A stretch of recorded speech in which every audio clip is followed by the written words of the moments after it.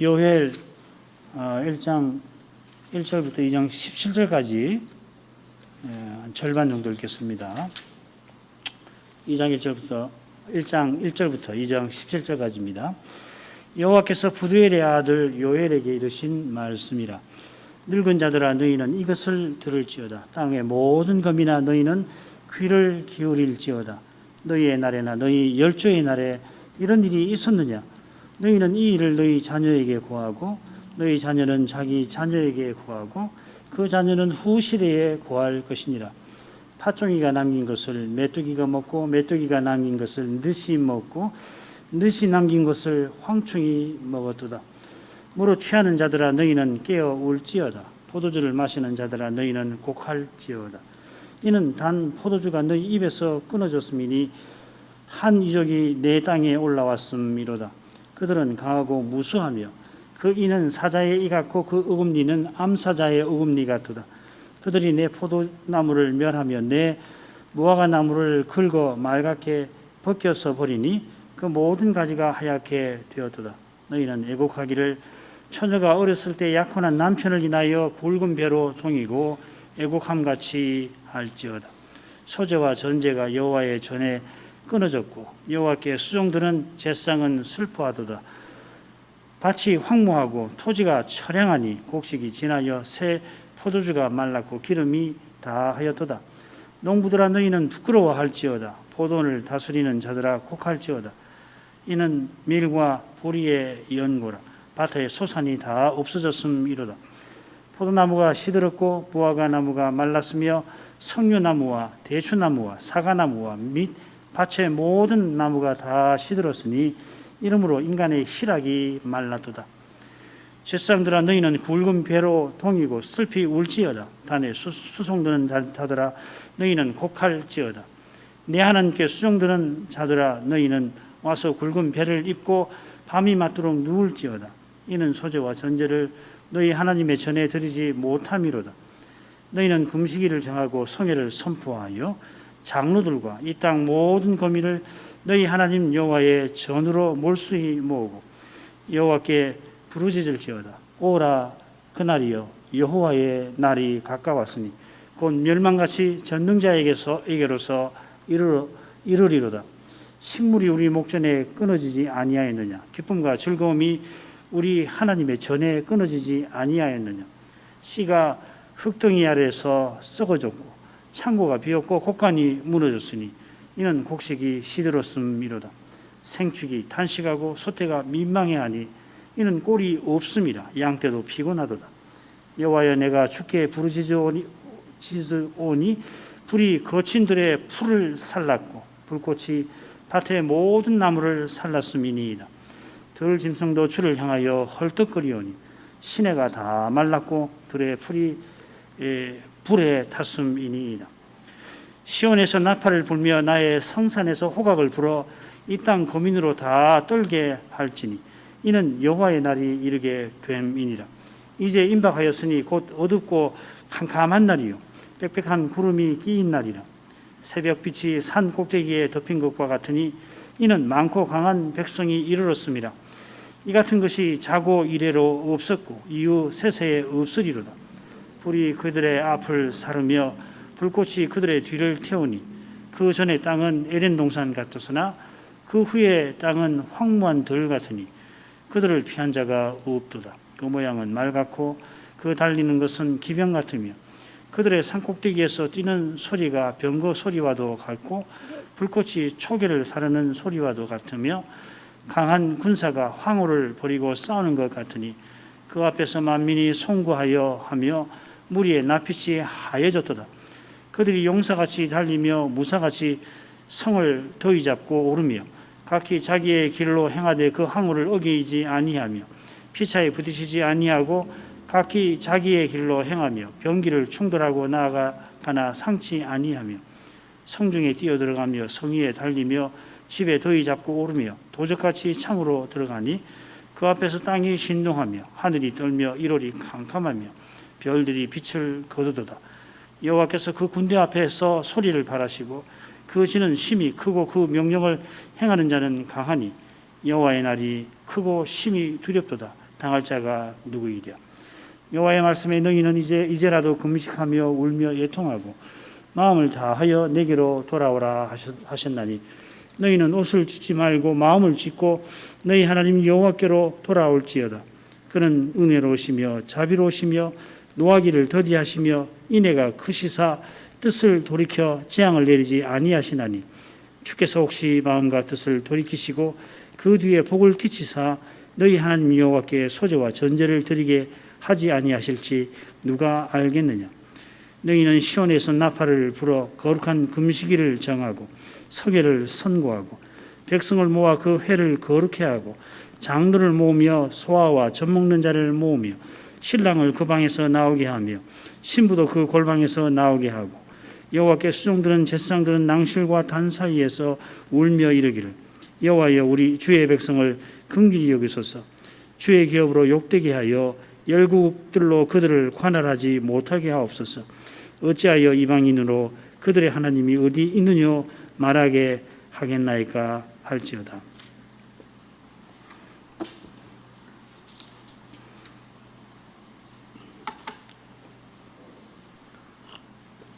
지난 시간까지 호세아서 교훈을 생각했죠. 오늘부터는 요엘서 교훈을 살피겠습니다. 요엘은 이렇게 시작됩니다.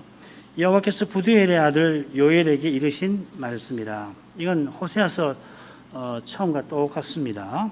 부엘의 아들 호세아에게 임한 여호와의 말씀이라. 번역이 달랐지 원문은 같습니다. 호세아에게 여호와께서 이르신 말씀 보다 요엘에게 임한 하나님의 말씀이 좀 더 정확할 겁니다. 호세아서처럼 번역하는 것이 좋습니다. 그게 아니겠나 하겠습니다만은 이 여호와의 말씀이 임했다 할 만큼 이 말씀은 그저 말에 그치지 않습니다. 사람의 말과 다릅니다. 이 신약 저자가 구약을 인용할 때 여호와께서 말씀하셨는데 성경이 전했다 할 정도입니다. 갈라디아서 3장 8절 읽어보겠습니다. 또 하나님이 이방을 믿음으로 말미암아 의로 정하실 것을 성경이 미리 알고 먼저 아브라함에게 복음을 전하되 모든 이방이 너를 인하여 복을 받으리라 하였으니 이거 여호와께서 아브라함에게 하신 말씀이잖아요. 그런데 성경이 아브라함에게 이렇게 말했다. 바울이 그렇게 인용합니다. 그처럼 구약 성경에서 시인이 고백한 말인데 하나님께서 말씀하시되 하며 신약에 인용됩니다. 히브리서 1장 6절 7절 또 마다들을 이끌어 세상에 다시 들어오게 하실 때 이 부활하셔서 하늘에 들이실 때라는 말이죠. 하나님의 모든 천사가 저에게 경배할지어다 말씀하시며 하나님 말씀하셨다 했는데 그 시편의 시인이 고백하는 노래하는 말 아니에요. 또 천사에 관하여는 그는 그의 천사를 바람으로 그의 사역자들을 불꽃으로 삼으시니라 하셨으되 이런 말씀들은 이 저자들의 정신에서 성경과 말씀하시는 하나님이 절대적으로 동일함을 보여줍니다. 이 워필드라고 하는 그 위대한 개혁 신학자가 논문에서 이렇게 말합니다. 이런 신비한 성격은 사도의 서신에도 드러납니다. 이 복음이 이미 너희에게 이르매 너희 중에서와 같이 또한 온 천하에서도 열매를 맺어 자라는도다. 이 말씀은 주님께서 사도나 또 에바브로디도 이 골로새의 목회자죠. 에바브로디도를 쓰셔서 이 골로새와 다른 곳에 친히 복음 전하신 것을 가리킵니다. 주님께서 온 천하에 복음이 전파되게 하시고 열매 맺게 하신 건데 사도는 복음이 이 골로새에도 이르고 거기서도 열매를 맺었다 합니다. 이것은 성경 계시를 어떻게 대해야 하는지를 잘 보여줍니다. 성경은 하나님의 말씀입니다. 하나님께서 성경을 통하여 지금도 우리에게 말씀하십니다. 우리가 지금 하나님의 말씀을 들으려면은 이 성경을 듣고 읽지만은 듣고 성경을 풀어 가르치는 강서를 들어야 하는 것입니다. 그 외에도 하나님 말씀에 대해서 생각할 점이 많겠죠. 생각해 보시기 바랍니다. 호세아의 경우에도 아버지가 누군지 잘 알기 어려웠는데, 부엘이가 누군지 잘 모르는데 요엘도 그렇습니다. 그의 아버지 부두엘은 요엘 1장 1절에만 나옵니다. 반면에 요엘이라고 하는 이름은 구약 성경에 10번 넘게 이 이름을 가진 인물이 나오긴 하지만은 이 부두엘의 아들 선지자 요엘이 누군지는 요엘서를 통해서만 분명하게 압니다. 전설이 있긴 하지만은 그거 우리가 받아들이기가 어렵습니다. 요엘서의 처음이 호세아서와 똑같이 시작되지만은 호세아서에는 선지자가 활약하던 시대가 상세히 나오는 반면에 활약했던 시대의 왕들이 나오죠. 남쪽과 북쪽 왕들이. 요엘서는 그렇지가 않습니다. 이 점은 요엘이 언제 활약했던 선지자인가, 또 요엘서가 언제 작성되었는가 알기 어려운 것과 붙어 있습니다. 제출된 견해들에 따르면은 에스라 느헤미야 시대에 작성된 거다. 심지어는 주전 2세기에 기록된 것이라는 주장까지 있을 정도입니다. 이런 주장은 요엘서에 왕이 전혀 나오지 않는 사실과도 붙어 있습니다. 이 선지서인데, 선지자는 왕에게 특별히 보내는 주의 종 아니에요. 왕들을 깨우치자고 특별히 백성들도 깨우치는데, 왕들이 잘못할 때 하나님의 사자로서 가서 깨우치는 사람인데, 그래 선지서에는 왕이 자주 나오는데 요엘은 나오질 않습니다. 과거의 훌륭한 선생들은 이 사실을 들어서 요엘서의 작성 시기를 요아스 시대로 추정하곤 했습니다. 아달랴, 이 북쪽 오므리 가문의 공주지요. 가 이 유다로 시집 와가지고서 자기 아들 아시아가 죽자 왕의 다윗의 씨를 진멸하고 왕위에 올랐는데, 그때 요아스가 성전에서 6년을 숨어 지냈던 것을 아실 겁니다. 이 시기, 이 요아스 시대 때에 요엘이 활동해서 왕이 등장하지 않는다, 그렇게 해석하는 거죠. 어떤 분들은 이 요엘에 나오는 비슷한 표현을 들어서 이어 나오는 아모스와 같은 시대에 그가 활약했을 거라고도 합니다. 아모스와 비슷한 시대, 아모스는 북쪽이고 요엘은 남쪽이다. 그러나 어떤 견해도 확고한 증거가 없습니다. 여러 증거들을 살펴볼 때에 우리는 이 요엘이 주로 남유다에서 바벨론 포로 이전에 말씀을 전한 선제자라고 보도록 하겠습니다. 이게 무난한 것 같습니다. 요엘서는 크게 둘로 나눕니다. 오늘 읽은 부분과 그 이유 둘로 나눕니다. 전반부는 들으셨지만 재앙을, 후반부는 구원을 주로 담습니다. 그래 앞뒤로 이제 나눌 수 있는데, 첫 번째 이 재앙은 두 가지인데요. 먼저 메뚜기 재앙이 1장 2절부터 마지막까지, 그리고 여호와의 군대의 재앙이 2장 1절부터 17절까지입니다. 먼저 재앙에 관한 내용이 나오고, 이어서 애통하라, 금식하라, 특별히 금식하며 애통하라는 내용이 이어 나옵니다. 마찬가지로 군대 재앙도 재앙 내용이 2장 1절부터 11절에 나오고, 12절부터 17절에는 금식하고 애통하라, 앞에는 애통하고 금식하라 이렇게 되어 있습니다. 그 다음에 두 번째 부분은 여호와의 구원에 관한 말씀인데, 우리는 다섯으로 나눠볼 수 있겠습니다. 여호와께서 열국 중에서 구원하신다 하는 내용이 2장 18절부터 22절, 그 다음에 시온의 남은 자가 받을 복에 관해서 23절부터 32절까지, 여기 이 유명한 종말의 성신이 만민에게 모든 육체에게 부어질 거라 하는 예언이 여기 나옵니다. 그리고 가운데 열국이란 하나님의 심판이 3장 1절부터 15절까지 길게 나옵니다. 그리고 다시 이 시온의 남은 자가 받을 복이 3장 16절 17절, 그리고 마지막에 하나님의 심판에 이어서 유다가 영원히 있게 될 거다, 하나님의 구원에 관한, 영원한 구원에 관한 내용이 3장 18절부터 21절에 나옵니다. 첫째 대목에서 두 재앙에서 주의해서 살필 주제는 이게 참 어려운 건데, 여기 나오는 두 재앙이 같은 건가 다른 건가 하는 것이 핵심 주제입니다. 둘 다 메뚜기 재앙인가 아니면 둘 다 이방 군대의 재앙인가, 그것도 아니면 무엇인가. 이게 이제 요엘서를 해석하는 데 있어서 가장 중요한 주제입니다. 그런데 흥미롭게도 두 재앙 각각 한가운데 보면 이 흐름에 이질적인 내용이 나와요. 예를 들면 메뚜기 재앙 같으면은 재앙이 있는데 6절에 보면 한 이족이 내 땅에 올라왔음이로다. 메뚜기 이야기를 하다가 갑자기 한 이족 이야기를 해요. 그 다음에 요엘 2장 6절에 가보면은 그 앞에 만민이 송구하여 하며, 여호와의 군대가 이스라엘을 재앙을 내리시는데 만민이 송구하여 한다 하는 내용이 나와요.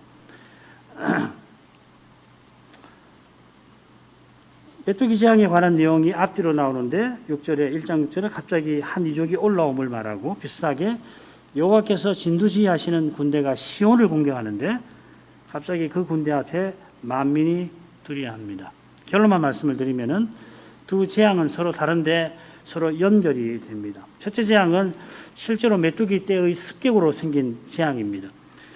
이 재앙이 자연적 재앙이지만 그저 자연적인 것만 아니라 하나님의 심판으로 일어난 겁니다.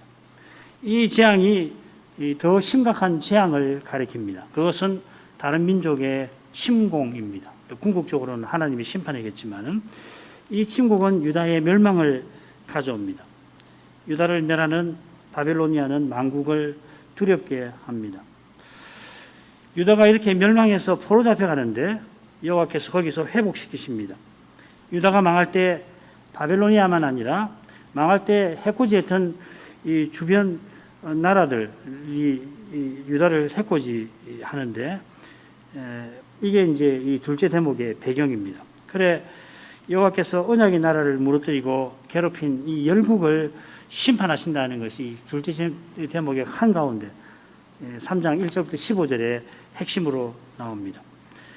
언약 백성이 포로 잡혀가서 돌아오게 하실 텐데 이 일은 더 큰 구원을 가리킵니다. 그 큰 구원은 모든 육체의 성신을 부어주시는 바로 그 일입니다.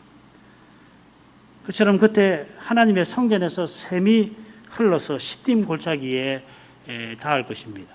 이것도 뭐 성신을 부어주시는 것과 연결되는 예언이죠. 그래 유다와 예루살렘은 영원히 있게 될 것입니다. 메뚜기 재앙이 결정적인 재앙을 가리키듯이, 하나님의 심판을 가리키듯이, 포로에서 돌아오는 구원은 영원한 구원을 가리킵니다. 대략 이런 정도로 해서 우리가 요엘서를 살펴보도록 하십시다. 첫 번째 메뚜기 재앙으로 가보죠. 먼저 2절부터 12절인데, 선자는 2절에서 4절에서 2절부터 4절까지 해서 장로와 거민들에게, 유다 백성들에게 두려운 재앙에 관하여 들으라 하고 후대에 전하라 촉구를 하면서 예언을 시작합니다. 이어서 먼저 이 취하는 자들을 들어 마실 물이 없어 울라고, 마실 술이 없어서 울라고 촉구를 합니다. 5절 7절. 그 다음에는 아마도 이 딸 시온을 향한 말씀 같은데, 젊어서 남편을 잃은 것 같이 슬퍼하라. 그게 8절부터 10절까지고요. 마지막으로 농부들 들어 농사를 마쳤으니 부끄러워하라고 촉구합니다. 11절 12절. 이렇게 보면 첫 번째와 세 번째는 일반 백성 혹은 전체 백성에 관한 말씀이고, 둘째와 넷째는 그 중에 특정 부류의 사람과 관련된 말씀이라 이렇게 볼 수가 있겠죠. 2절부터 4절까지 읽겠습니다. 늙은 자들아 너희는 이것을 들을지어다. 땅의 모든 거민아 너희는 귀를 기울일지어다. 너희의 날에나 너희 열조의 날에 이런 일이 있었느냐? 너희는 이 일을 너희 자녀에게 고하고 너희 자녀는 자기 자녀에게 고하고 그 자녀는 후시대에 고할 것이니라. 파종이가 남긴 것을 메뚜기가 먹고 메뚜기가 남긴 것을 늑이 먹고 늑이 남긴 것을 황충이 먹었도다. 우선 여기 늙은 자들, 다른 곳에처럼 특별히 1장 14절처럼 이 장로라고 새기는 게 좋습니다. 거기도 14절에 보면 장로들과 이 땅 모든 거민 같은 말이거든요. 여기 늙은 자들, 땅의 모든 거민, 이 땅에 가는 자들이란 말입니다. 장로라고 여기서 새기는 게 좋고요. 이 반면에 요엘 2장 28절 말일에 성신을 모든 육체에게 부어주신다는 그 예언에서는 젊은이의 대조해서 늙은이라 새기는 것이 거기는 좋을 것 같습니다. 여기서는 땅의 모든 거민, 이 땅에 거하는 모든 백성을 대표하는 장로들입니다. 땅의 모든 거민은 유다 백성이겠죠. 그러니까 결국은 전체 백성, 일반 백성에 관한 말씀이겠습니다. 선자는 언약 백성들에게 이것을 들으라 촉구합니다. 이게 뭔지 4절에 구체적으로 나와요. 팥종이, 메뚜기, 느치, 황충이 모든 식물을 먹어 치운다는 것입니다. 네 종류의 곤충이 정확하게 뭔가 어떤 곤충을 메뚜기류를 가리키는가 알기는 참 어렵습니다. 이 팥종이는 곡식의 위쪽을 잘라먹는 곤충 같고 어떤 영어 번역에 보면 cutting locust 이렇게 locust라고 되어 있습니다.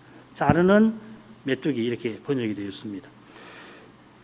팥종이가 자르고 남긴 그 아랫부분을 메뚜기가 몰려가서 먹고, 느치는 메뚜기가 먹지 않은 그 뿌리 부분을 갉아서 먹고, 황충은 나머지 잔뿌리를 먹어 치우는 것이라 하는 해석이 있는데 이게 좋은 것 같아요. 온갖 메뚜기들이 모든 곡식과 열매를 먹어 치운 것입니다. 최근에도 메뚜기 떼가 피해를 준 사례들이 신문에 보고되고 있습니다만은 선자가 언급하는 사건은 유다 역사에 유례없는 그런 재앙으로 보입니다. 역사에 유례가 없는 것일 뿐만 아니라 옛적에 여호와께서 경고한 것입니다. 신명기 28장 37, 38절, 42절 여호와께서 너를 끌어가시는 모든 민족 중에서 네가 놀램과 속담과 비방거리가 될 것이라. 포로 잡혀갈 그 일이죠. 내가 많은 종자를 들에 심을지라도 메뚜기가 먹음으로 거둘 것이 적을 것이며 내 모든 나무와 토지 소사는 메뚜기가 먹을 것이며. 모세는 훗날 이스라엘이 배도하게 되면 멸망하여서 다른 나라에 포로 잡혀갈 거라 경고하는데 그 두려운 사건이 일어날 때 메뚜기가 창궐해서 재앙이 될 거라 합니다. 요엘 선지자가 들으라고 촉구한 이것이 이런 예언과 붙어 있습니다. 그래서 너희의 날이나 너희 열조의 날에 이런 일이 있었느냐고 되묻습니다. 선자의 시대에도 그 이전 시대에도 이런 재앙은 없었습니다.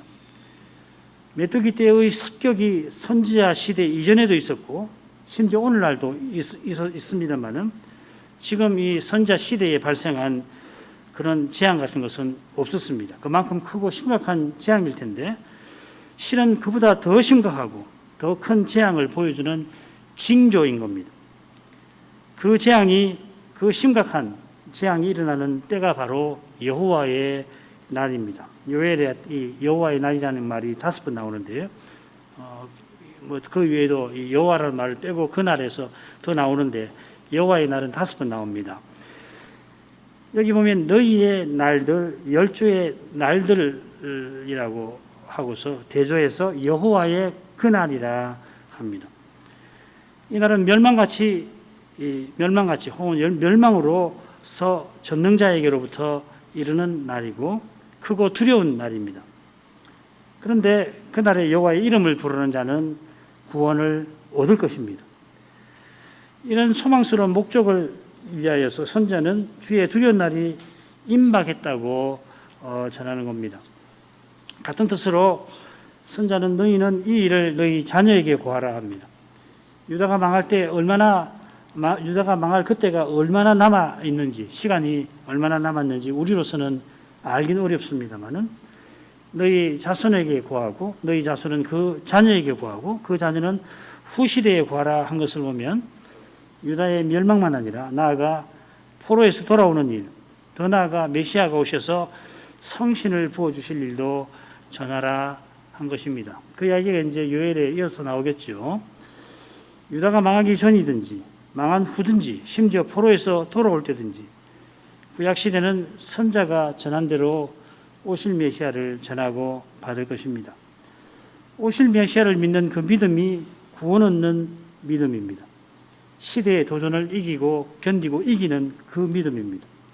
시대는 다르고 처지도 다르지만은 메시아는 변함없이 어떤 시대든지 누구에게든지 유일한 구원과 소망이십니다. 이런 믿음은 메시아를 통하여 하나님을 가까이 합니다. 눈앞에는 멸망의 현실이 펼쳐져 있다 하더라도 그 현실에서도 여호와의 인자하심을 맛봅니다. 우리가 사도의 전승대로 그리스도를 전하고 받는 이것이 이 배도의 시대에서 실로 중요합니다. 역사를 통하여 흐르는 주리의 신앙을 이어받는 자로서 이 신앙을 동시대에 전파하고 다음 세대에 전수하는 것이 우리의 사명입니다. 하나님을 참으로 가까이 하는 예배가 이런 시대에 주의 백성에게 가장 절실합니다. 하나님을 뵙고 싶어도 뵐 곳이 없다고 한다면 그 얼마나 괴롭고 불쌍하겠습니까? 온 세상을 둘러봐도 참으로 하나님을 예배하는 곳이 드문데 만일 거기 모이는 수는 얼마 되지 않더라도 참으로 하나님을 예배하는 교회가 있다면 그 교회는 실로 그 시대의 사명을 감당하는 그 시대의 사명에 쓰임받는 교회일 것입니다.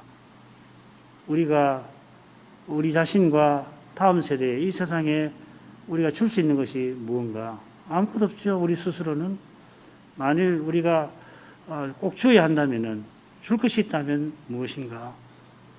잘 생각해 보시기를 바랍니다. 왜 우리 교회가 이렇게 서나왔나? 바로 이것과 붙어 있을 것입니다. 그 다음 넘어가죠. 5절 7절입니다. 무릇 취하는 자들아 너희는 깨어 울지어다. 포도주를 마시는 자들아 너희는 곡할지어다. 이는 단 포도주가 너희 입에서 끊어졌음이니 한 이족이 내 땅에 올라왔음이로다. 그들은 강하고 무수하며 그 이는 사자의 이 같고 그 어금니는 암사자의 어금니 같도다. 그들이 내 포도나무를 멸하며 내 무화과 나무를 긁어 맑게 벗겨서 버리니 그 모든 가지가 하얗게 되었도다.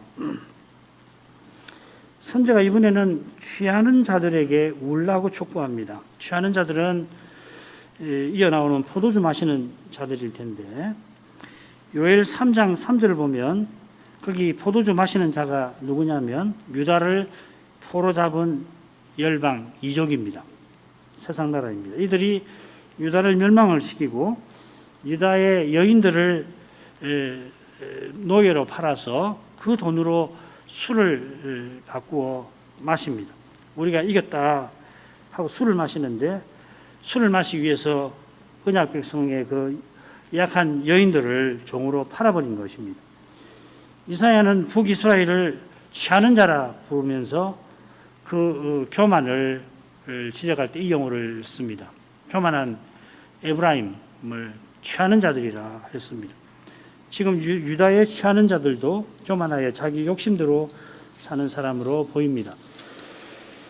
그들이 지금까지 욕심대로 이루어서 술을 마시며 즐거워했습니다마는 이제 깨어 울어야 합니다. 골아 떨어져 있다가 화들짝 놀라 깨듯이 헛된 자랑에 취한 데서 벗어나야 합니다. 이는 단 포도주가 너희 입에서 끊어졌습니다. 폭풍처럼 메뚜기 떼가 올라와서 포도만 아니라 포도나무를 죄다 다 먹어 치워버렸습니다. 여기 단 포도주는 갓 만든 신선한 포도주, 포도즙 혹은 포도주즙 같아요. 이 즙, 신선 막 짜낸 즙을 이 낱말로 표시를 하거든요. 아마 메뚜기 재앙이 들이닥치기 직전에 연걸었던 포도로 만든 새술, 신선하게 짜낸 즙으로 보입니다. 아마 풍성한 추수를 기대하고 새로 만든 술을 마시며 즐거워했을지 모릅니다. 그러나 취하여 즐거워할 때가 아니라 깨어 울어야 할 때입니다. 울되 애곡해야 합니다. 나라가 망하게 됐으니 통곡해야 합니다. 이 애곡한단 말이 그럴 때 오는 것이거든요. 이런 점에 비춰 6절을 한번 보십시다. 이는 한 이족이 내 땅에 올라왔음이로다. 앞서 말씀드린 대로 이것은 재앙이 징조로서 가리키는 그 재앙을 가리킵니다. 메뚜기 재앙이 이 징조로서 가리키는 그 재앙을 보여줍니다. 메뚜기 재앙으로 큰 흉년을 만난 것도 물론 슬퍼할 일이지만은 그보다 슬퍼할 일, 통곡할 일은 한 나라가 유다를 치는 것입니다. 이 나라가 아시리아인지 바빌로니아인지 알기가 어렵습니다. 그러니 언제 있었던 일인지 정확하게 어떤 일인지 알기도 어렵습니다. 그러나 강하고 무수하며 그 이는 사자의 이 같아 하는 표현에서 짐작하듯이 유다는 실로 두려운 처지에 떨어질 겁니다. 이미 그런 처지에 놓여 있습니다. 이는 올라왔음이로다 한 것은 메뚜기 재앙에 슬퍼하는 이들이 정말 애곡해야 할 처지에 이미 놓였다 하는 겁니다. 그런데 여호와께서 유다를 내 땅이라 하십니다. 같은 표현이 만국을 심판하실 예언에도 나옵니다. 요엘 3장 2절 내가 만국을 모아들이고 여호사밧 골짜기에 내려가서 내 백성 곧 내 기업된 이스라엘을 위하여 거기서 그들을 국문하리니 이는 그들이 이스라엘을 열국 중에 흩고 나의 땅을 나누었음이며 이 기업이라는 말이 나눈다는 말이 있는데 이스라엘을 멸망시키고 그 땅을 나눠 가졌다 이 말이죠. 그걸 내 땅이라고 하십니다. 여호와께서 장차 만국을 모아 심판하실 텐데 그 이유가 그들이 나의 땅을 쪼개 가진 데 있습니다. 유다를 나의 땅이라 하신 것처럼 유대인들을 내 백성 곧 내 기업이라 하십니다. 가나안 땅은 여호와의 기업이고 그들은 여호와의 특별한 소유입니다. 하나님이 이스라엘을 유다 백성 이스라엘을 쓰셔서 특별한 뜻을 이스라엘에서 이루려 하십니다. 그래서 가나안을 내 땅이라 하십니다. 언약의 나라가 곧 무너지지만 하나님의 이 뜻은 결코 그렇지 않습니다. 하나님께서 여호와의 열심으로 그 뜻을 이루려 하십니다. 그 뜻이 바로 이 메시아와 하나님 나라에 있습니다. 그리스도께서 자기 안에서 하나의 새로운 사람을 이루는 그것입니다. 장차 우리가 그리스도처럼 되어서 함께 그리스도를 드러낼 텐데 그때 하나님의 뜻이 완전히 이루어져서 그분의 영광이 영원히 비칠 것입니다. 7절에 그들이 내 포도나무를 멸하며 이렇게 되어 있는데 그 혹은 그것이라 되어 있습니다. 3인칭 단수로 되어 있습니다. 이어지는 내용 곧 포도나무를 멸하고 무화과 나무를 긁어 말갛게 벗겨 버려 가지가 하얗게 되게 하는 것 이건 메뚜기의 공격을 떠오르게 하죠. 그런데 여호와께서 내 포도나무 내 무화과 나무라 하십니다. 내 땅이라 하신 것처럼 여기 포도나무와 무화과 나무는 언약 백성을 상징하는 것 같습니다. 이것은 메뚜기 재앙이나 전쟁 재앙 모두와 붙어 있는 거죠. 그러니까 우리가 이해해야 될 건 뭐냐면 선자는 예언을 하기 때문에 앞에 일어날 나중에 역사에서는 여러 가지로 일들이 일어나는데 선자는 그걸 한목에 보는 거예요. 그래서 우리로서는 구분되는 일이 선자는 한 덩어리로 보이기 때문에 때때로 이런 식으로 표현을 하는 겁니다. 언약 백성이 재앙을 만난 것입니다. 그들은 멸망의 현실에 울어야 합니다. 세 번째로 가죠. 8절부터 너희는 애곡하기를 처녀가 어렸을 때에 약혼한 남편을 인하여 굵은 배를 동이고 애곡함같이 할지어다. 소재와 전제가 여호와의 전에 끊어졌고 여호와께 수종드는 제상은 슬퍼하도다. 밭이 황무하고 토지가 처량하니 곡식이 지나여 새 포도주가 말랐고 기름이 다하였도다. 이번에는 너희에게 선자가 애곡하라 합니다. 너희란 말이 5절에 나옵니다만은 5절에 나오는 술 취하는 자들을 포함해서 여호와께서 내 포도나무 내 무화과 나무로 하시는 언약 백성 전체를 가리킬 겁니다. 언약 백성인데 선자는 어려서 혼인한 처녀에 빗대고 있습니다. 이 처녀가 바로 시온일 겁니다. 시온이란 말이 요엘에 계속 나오고 중요한 표현입니다. 열왕기하 19장 21절에는 처녀딸 시온이라고 되어 있죠. 이 여인이 어려서 혼인했고 남편을 잃었습니다. 어렸을 때 약혼한 남편이라 잘 새겼는데 처녀가 아직 어려서 혼인식은 올리지 않고 약혼한 상태였습니다. 약혼했지만은 남편이라고 부르듯이 이미 법적으로는 오면한 부부이죠.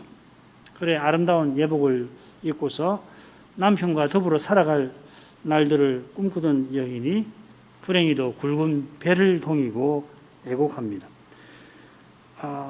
아모스 8장 10절에서는 독자를 잃은 사람이 굵은 배로 동이고 애곡하는 모습이 나옵니다. 요컨대 인간 세상에서 가장 슬픈 처지인 거죠. 그만큼 이스라엘은 실로 애곡할 처지에 놓였습니다. 비슷한 주제가 호세아서에도 나왔죠.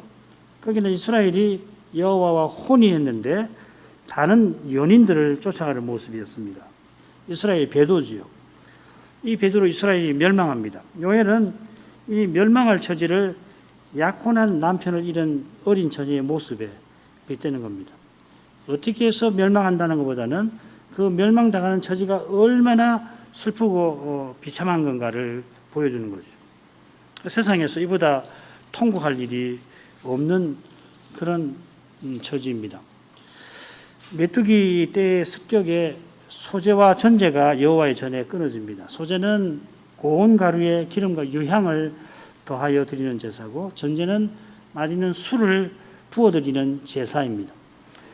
메뚜기가 곡식과 열매를 죄다 먹어 치운 탓에 소재와 전제를 드리지 못합니다. 날마다 번제를 드리는데 상번제죠. 그때 반드시 소재 그리고 전제를 함께 드리는 겁니다. 그래서 이 번제와 소재, 5대 제사에 나오는 이 번제와 소재는 항상 짝을 이루는 제사입니다. 번제를 드리면 소재도 드린다. 그렇게 알고 있으시면 됩니다. 번제가 우리 존재 전체를 드리는 거라면 소재는 우리 생활 전체를 드리는 것이고 전제는 우리의 삶의 모든 기쁨을 드리는 것입니다.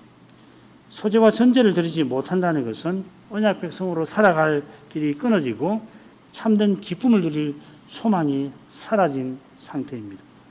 하나님을 기쁘시게 하는 거기에 우리의 기쁨이 있고 참된 하나님의 뜻을 받드는 거기에 삶의 보람이 있습니다. 이를 떠나서는 살았으나 죽은 겁니다. 이스라엘, 지금 유다는 아무 기쁨과 보람이 없는, 소망이 없는 상태입니다. 여호와께 수종드는 제사장들이 제사를 드릴 수 없어 슬퍼한다 했습니다.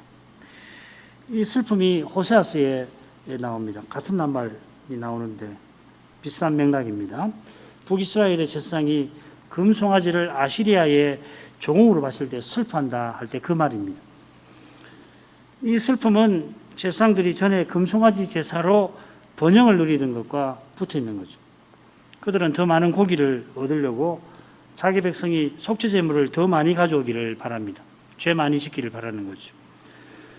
그들은 하나님을 예배할 수 없어 슬퍼한 것이 아니라 자기가 얻고자 하던 것이 다 사라져버려서 슬퍼한 것입니다. 결국 자기가 망하게 되어서 슬퍼한 것입니다. 지금 유다의 제사장도 다르지 않을 겁니다.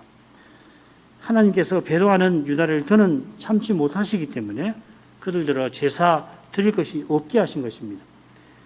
히스기야의 종교 개혁으로 유대 백성이 수많은 재물을 가져왔지만은 얼마나 가증한지 하나님은 견디시기가 힘드셨습니다.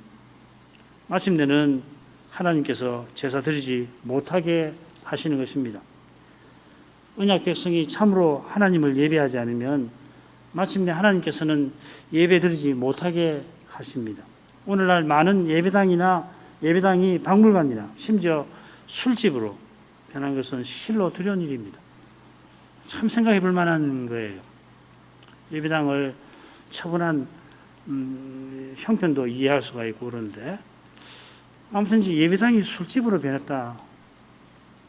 이게 얼마나 두려운 일인지 몰라요.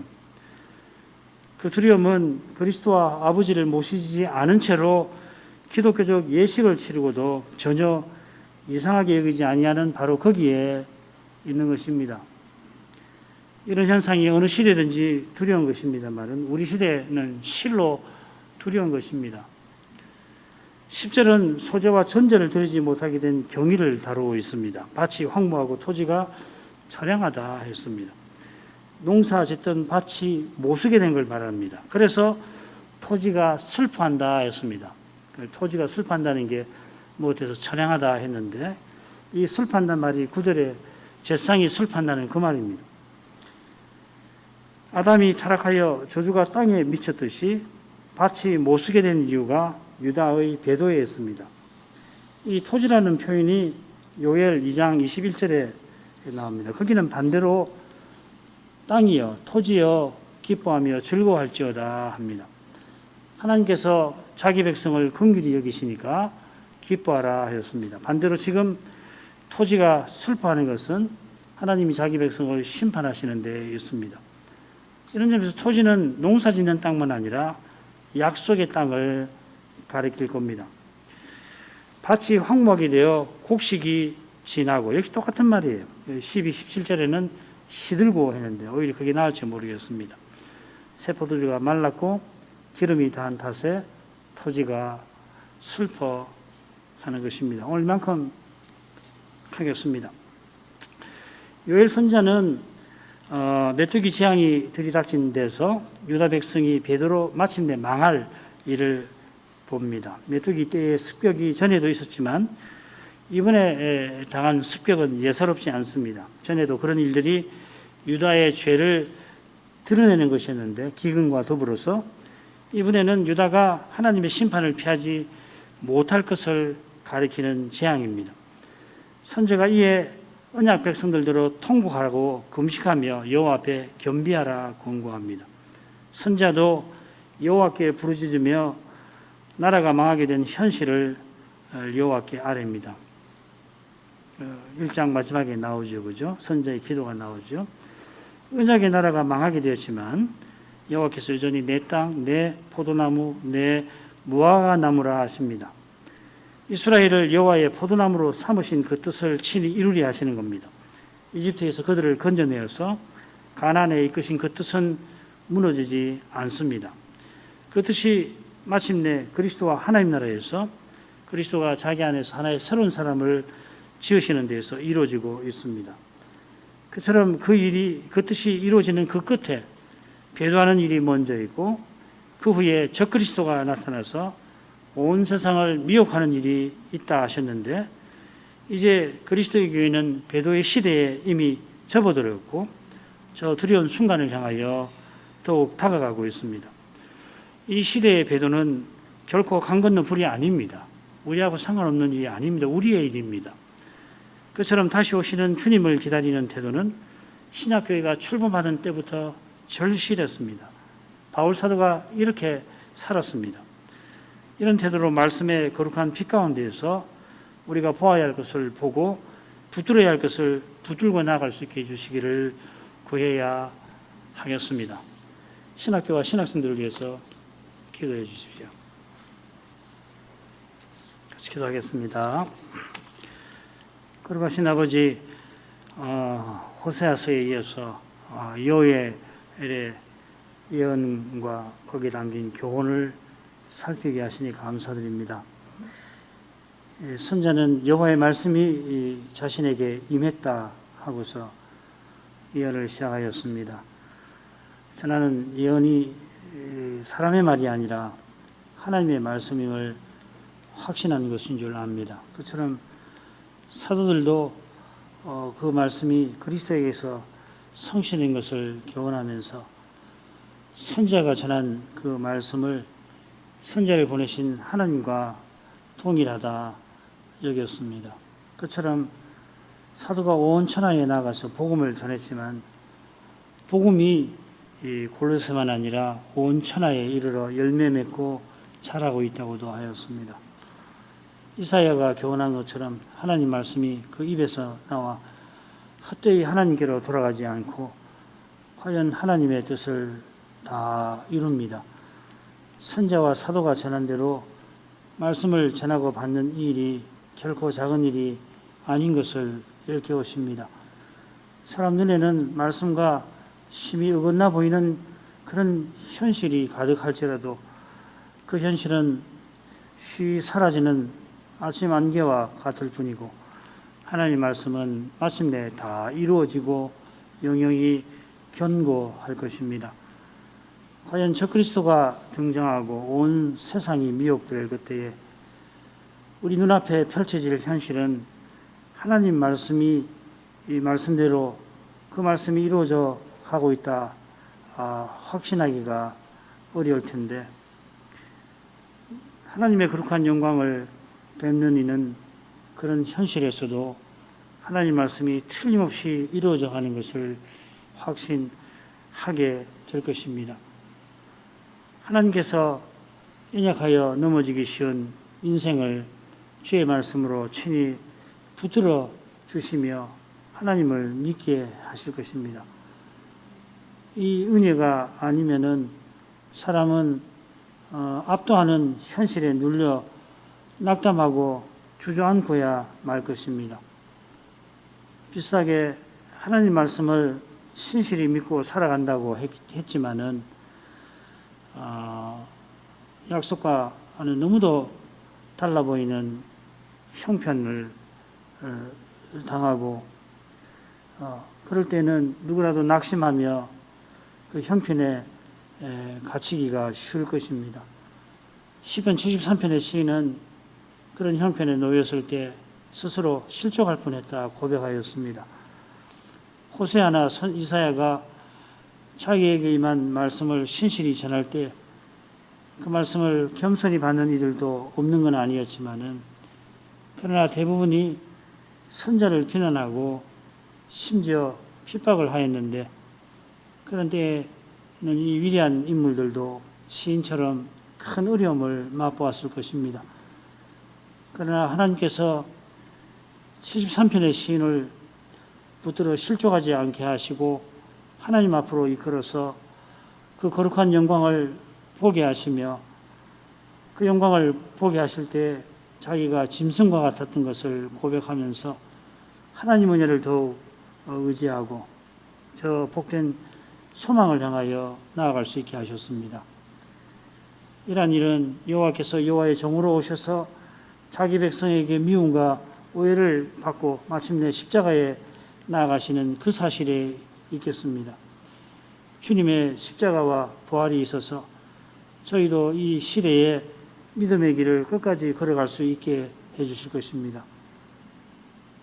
성경에서 예고한 저 두려운 시대가 들이닥칠지라도 부활하신 주님께서 함께 해주시면은 가장 두려운 미혹도 능히 분별하게 하시고 또 이기게 하시며 사도와 같이 내게 사는 것이 그리스도라 고백하며 저 끔찍한 고난의 현실을 마주할 수 있게 하실 것입니다. 자비하신 아버지, 하나님 말씀을 듣고 행하는 이것이 얼마나 중요한지 명심하게 하시고 한마디 말씀이라도 참으로 깨닫기를 소원하며 깨닫게 해주시면은 깨달은 대로 정직하게 살아갈 수 있게 해주시옵소서. 성신께서 말씀과 더불어 역사하시는 그 신비한 인도를 이뤄서 잘 받아갈 수 있게 하옵소서. 성신의 이 거룩한 인도가 저에게 실로 절실함을 고백합니다. 인도하시는 길은 험난할 것이겠지만은 성신을 전심으로 의지하여 그 길을 끝까지 꼭 걸어갈 수 있게 해 주옵소서. 예수님 이름으로 기도합니다. 아멘.